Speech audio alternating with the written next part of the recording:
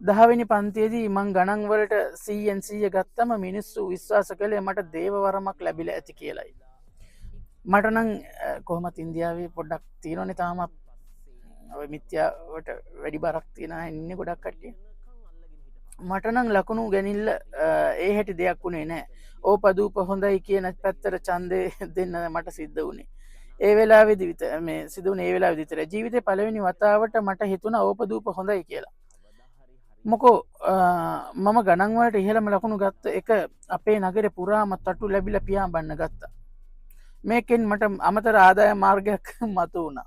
Tuition. මුළු මුළු බෙල්රාම්පූර් වලට හිටිය එකම ගණන් ටියුෂන් ගුරුවරයා මම විතරයි. ගණන් වලට අඩු ලකුණු ගත්තු අය වැඩි ලකුණු ගන්න පටන් ගත්තා. වඩේ, පකඩ, වීජ ගණිතය සහ ත්‍රිකෝණමිතිය අපේ ආදායමේ උල්පත් වුණා. අපේ වටපිටාවේ හිටිය ඒ හැටි පෝසත් අය නෙවෙයි. ඒ අයට මහලොකු ගණන් ගෙවන්න සල්ලි තිබ්බේ නැහැ. ඒත් පුංචියට හරි ලැබපු ඒ ආදායම නිසා අපේ ජීවිතේ වෙනස් වෙන්න ගත්තා. ෆෑන් එකකින් කූලර් එකකට පුටුවකින් සෝපාවකට ගියා.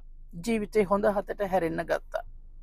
බිස්නස් වලට මගේ ආසාව පටන් ගත්තේ මං ටියුෂන් දෙන්න පටන් ගත්ත ගමන්මයි. සල්ලි එකතු වෙන හැටි හරි පුදුමයි. සල්ලිත් එක්ක ආවේ කූලර්, සෝෆා වගේ දේවල් විතරක් නෙවෙයි. ඊට වැඩිය බොහෝම වැදගත් දේකුත් ආවා. සැලකීම, ගෞරවය, කඩකාරයෝ තවදුරටත් අපිට බුම්ම ගත්තේ නැහැ.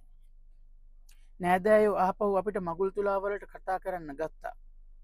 ගෙවල් කුලි කාරයා එද්දි අපිට තවදුරටත් හැංගෙන්න ඕන වුණේ නැහැ.